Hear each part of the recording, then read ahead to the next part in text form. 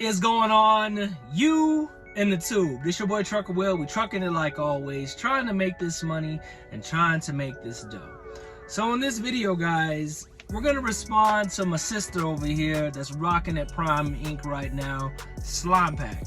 So in her last video that I saw, it was saying, though you have enough experience to leave Prime, in a nutshell. And we're gonna break down the definition of what experience might mean to different people, because experience comes in different shapes and different sizes. We're gonna talk about it next on Trucking with Trucker.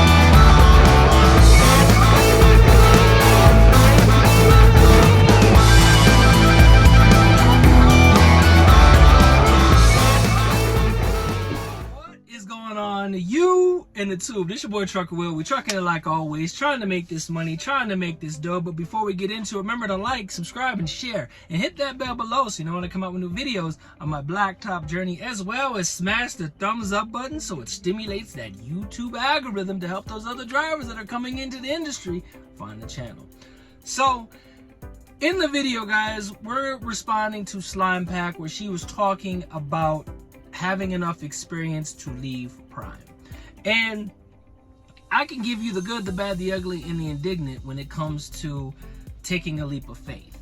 And in taking a leap of faith, you have to make a bet on yourself, but you have to make the right bet on yourself, because stepping out into the unknown can be a scary thing. So let's break it down. All right, guys. So when you're at Prime, you're insulated. And people might say, well, yeah, you old heads will say that you're getting your hand held. And from my experience, you kind of are. And it's not no shade. It's literally shielding you from the realities that are out here. And I'm not saying by no means that you should not go for your life. I recommend everybody going for the life, because the door is only going to open if you kick it open. I mean, that's what it is. But it's kind of nice to have somebody that's been through the door, been down the street, been around the corner, seen the ups, seen the downs, seen the good, seen the bad. And that's me. I've been around the block a little bit, you know. I've experienced some things. You can see the bags underneath my eyes. Back in the day, people that had rings underneath their eyes and wrinkles, they had some experience. They've had some life experiences. And I'm getting that, you know? So let's talk about it, all right? So when you're at Prime, you are insulated. You have a lot of discounts. You have a lot of people there walking you down the street with a leash, making sure you know, if you go around this corner, they snatch you back a little bit. And it's a weird analogy, but it's the truth. So when you decide you want to go out and you want to go to a different company, you're going to realize real fast, real quick, that it's not Prime. You're going to realize real fast, real quick, that the responsibilities that you have, they mount up. Unless you're with a really good company that's going to want your success to be, you know, at the top of the charts. But what you rapidly realize real quick, ain't nobody care about you. They only care about the bottom dollar. They only care about them. They don't care about you. They care about them and what money they're going to make off of you. That is 100% facts. No holds barred, no chaser, straight to the dome facts. Another thing is your roadside calls, guys. You know, At Prime, you might have somebody, you call 24 hours a day, 7 days a week. There's somebody there to answer that phone. I'm here to tell you, on the other end of that, when you're out here and you're not under the umbrella of Prime, there's not somebody at the other end to answer your phone call if you break down. I can use real life experiences. I was in Montana. I was shut down at a Love's and I got backed into. Now, there's nobody to call. I got backed into, took pictures, pretty much all the stuff that I did when I was at Prime. Took the pictures, got the picture of the driver's license, the plate, the damage, all of that stuff. I did all of that. But when I went to go call the company, there's nobody there. It was on a weekend. So after Friday at such and such o'clock, you're not getting a hold of anybody until that morning. Now that's just my reality. That may not be yours, but that's just what I dealt with. So imagine if it was really, really bad. Who do you call? You're by yourself. You're in the middle of nowhere. You live here. You're over here with a load. That's just the realities. Not to scare you, but that's just the reality. That's what happened. So Monday, I get all the calls and everybody's calling me, asking me if I'm okay. Where were you at this time at this place with the police report and all of that? So that's a reality.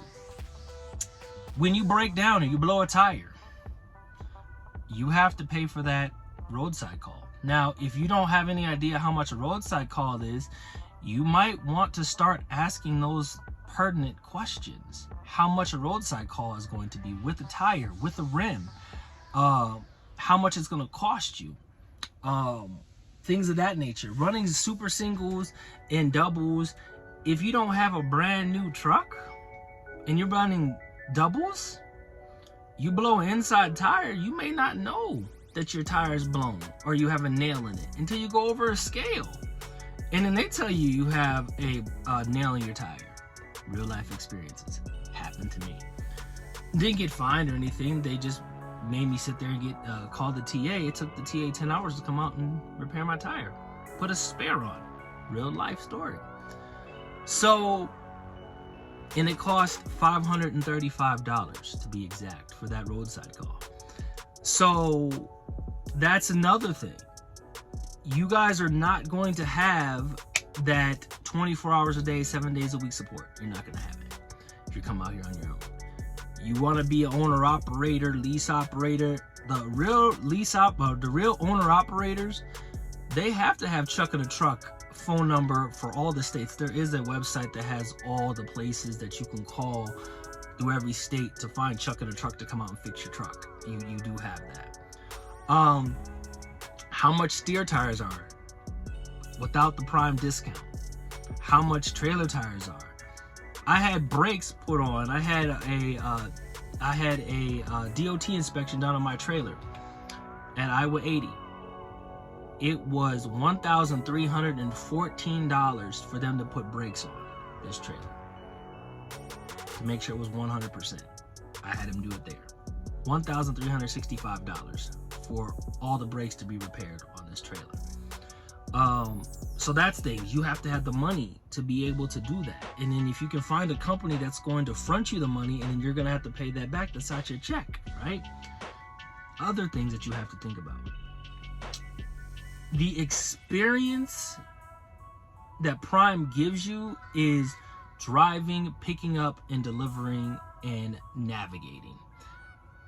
They don't necessarily give you the experience of the other side because they shield you from that, because they handle it.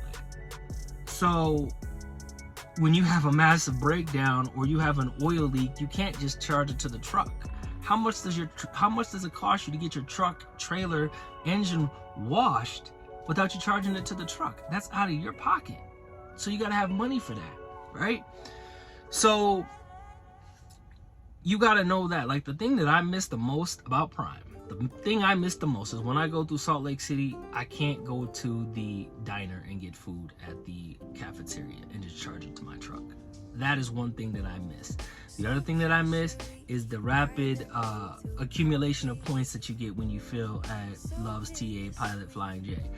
Most of the places outside of Prime, they only do Pilot and Flying J and 1.9s, and you can go to some off-brand places.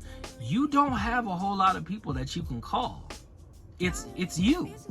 You know, so a long time ago, I said you have to have a really strong infrastructure at your home for you to have help while you're out here. Especially for my lady truck drivers.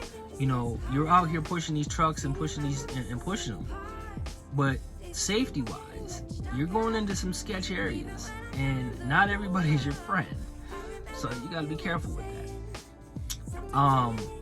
Your pickup and deliveries, depending on if you're coming out of reefer. If you're coming out of reefer, your schedule is going to change. My pickups are during the day. They're not during the crack of dawn before the roosters roost. Before they like, it's before that. I don't have any appointments. My appointments are midday. I do most of my driving during the day, and then at the end of the night, I'm shut down and I run. And most of my appointments are midday. You know, 9-10 o'clock. I don't really ever have an appointment that's before 3 a.m. I don't have any, really. I think I had one since I've been here. So that's a big difference between dry van and reefer. Dry van, you're on the spot market, no longer contractor freight, so you're pulling your freight off the spot market.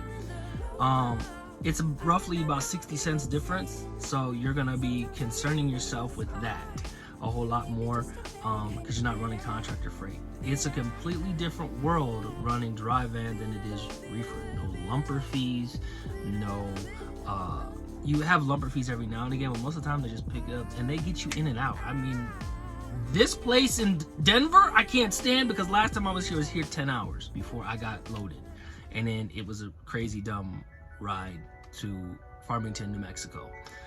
So that is the first part of it, guys. So if you guys want a part 2, make sure you smash the thumbs up button, put in the comments part 2, and I'll bring you guys a part 2 of my experiences being out here, pretty much a year removed from being at Prime, and what I've experienced and what I've learned. Remember to be blessed, less stressed, keep that left door closed and that right foot down, only when it's safe, guys. And like always, guys, I'll see you on the blacktop. Safe trucking.